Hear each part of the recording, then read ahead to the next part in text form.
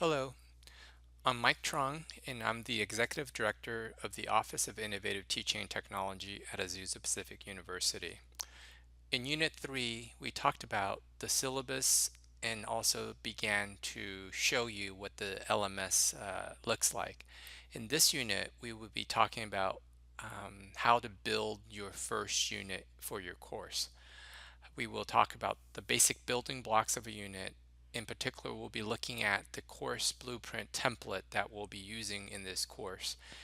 This particular video will show you how that template works, and then hopefully that will give you a good start for how to start building your own courses. So let's get started.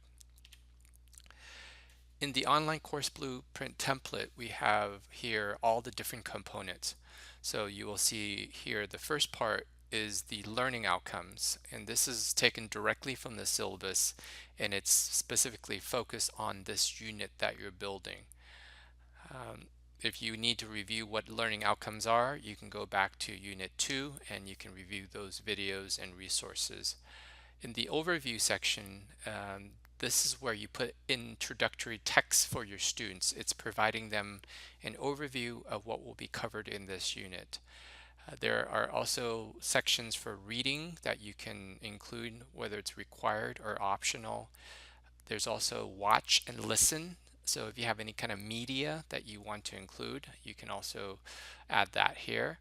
If you have discussion forum topics or reflection questions you want your students to engage with, you can add it in the discuss. And then the do or section is essentially the list learning activities, which includes assignments, group work, presentations, anything else that you want your students to do in terms of developing their understanding of the topic for this unit. And then finally, under quiz is where you will list any kind of assessment activities, whether it be exams or tests of any sort, you would include that.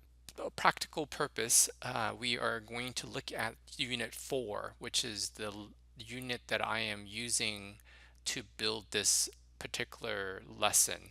So here you see the parts that I just talked about, the learning outcome section.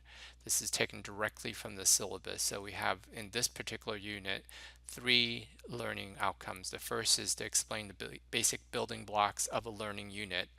The second is to use the course blueprint template to design and develop your course.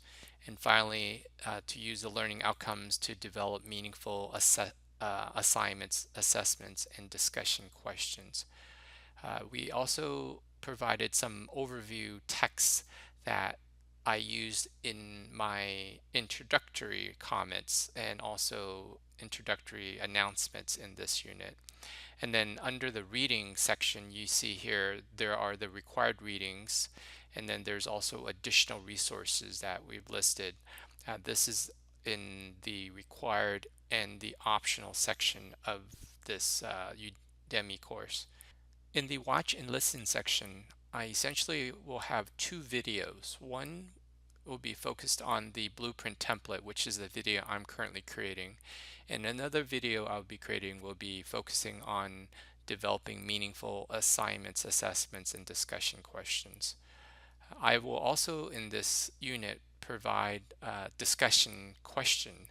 And here is the title of the discussion and the prompt. And then under the do section, you have the assignments that will be given in this unit at the end. So this is sort of a quick walkthrough of the online course blueprint. How to select learning activities. There are different strategies on how to do this. I'm going to be talking a little bit about how to do this from the DThink model. This is his Designing Significant Learning Experience resource that is can be found in his book and also online. So the traditional view of learning activities often is separated between the passive learning and the active learning, as you can see in this table or this diagram. In the holistic view of active learning, what DThink has done is to separate these activities into 3 different types. The first is the experience, which is include sort of things you do or observe, or the actual or the simulated, and sort of what he calls a rich learning experiences.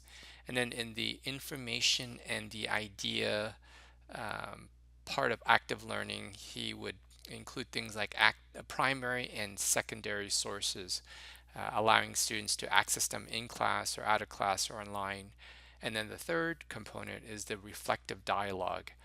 This is the part of the course where you encourage students to stop and reflect on what they're learning through minute papers, through portfolios, through journaling.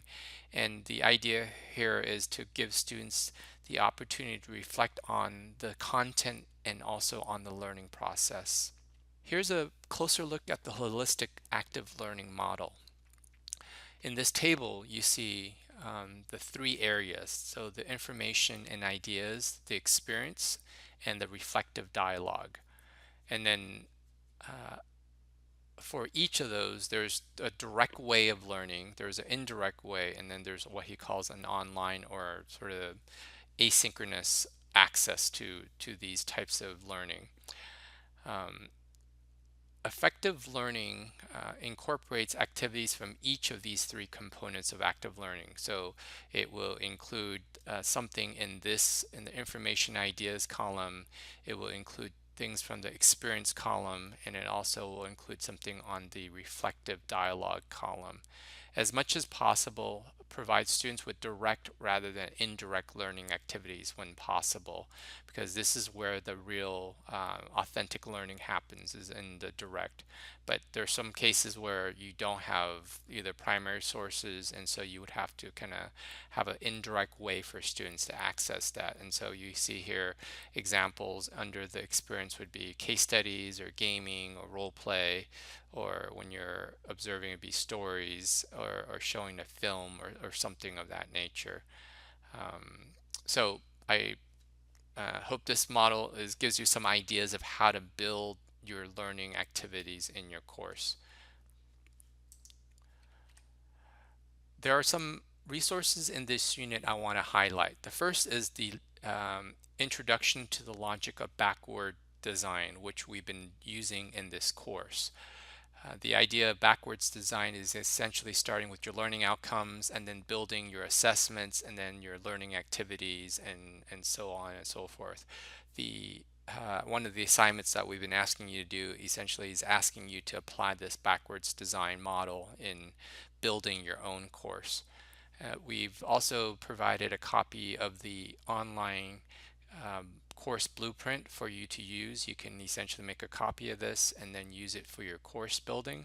And then finally, we want to alert you to the resource that's from Illinois State University.